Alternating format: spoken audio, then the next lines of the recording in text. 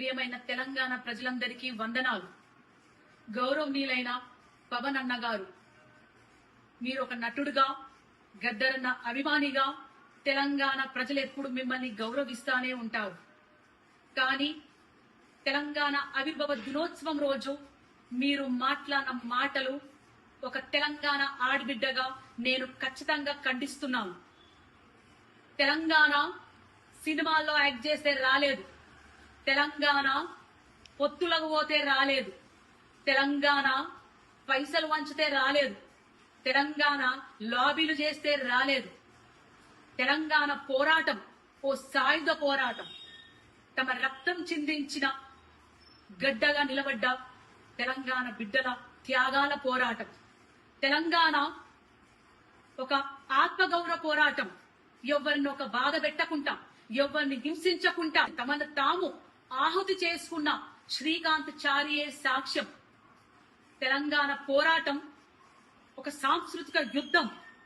పాటలతోని, మాటలతోని ప్రజల్లోకెళ్ళి, గడప గడపకెళ్ళి ప్రజల్ని చైతన్యవంతం చేసిన పోరాట గాథలున్న చరిత్ర ఈ తెలంగాణ గడ్డ. మా భూములు మావి, మా నీళ్లు మావి, మా పాలన మాది అనే ఒక నినాదంతో పల్లె పల్లె, గడప గడప త్యాగాలు చేసి సాధించుకున్న పోరాట గడ్డ. తొలి దశ తెలంగాణ పోరాటంలో 2000 పైన అమరులయ్యారు. అది ఆన్ రికార్డ్. కానీ ఎంతో మంది అడవిలో అన్నలు తెలంగాణ కోసం సపోర్ట్ చేస్తూ వాళ్ళని ఎన్కౌంటర్ చేయించబడ్డారు. అట్లాగే మలిదశ తెలంగాణ ఉద్యమంలో ఎంతో మంది విద్యార్థులు, 1200 మంది విద్యార్థులు అమరులయ్యారు.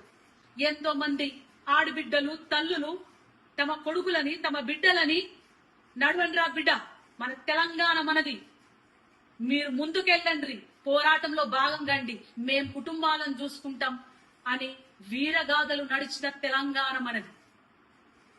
ఎస్, మీరన్నట్టే ఈ తెలంగాణ గడ్డ మా అయ్యల జాగీరే. మీరన్నట్టే నిన్న తెలంగాణ గడ్డ మా అయ్యల జాగీరు, ఈ రోజు మా జాగీరు, రేపు మా భావితరాల బిడ్డలు తెలంగాణ వారసులు. ఇది మా గడ్డనే, మా తెలంగాణ గడ్డనే, మా త్యాగాల గడ్డనే అని తెలియజేసుకుంటూ, జై తెలంగాణ, జోహర్ తెలంగాణ అమరవీరులకు.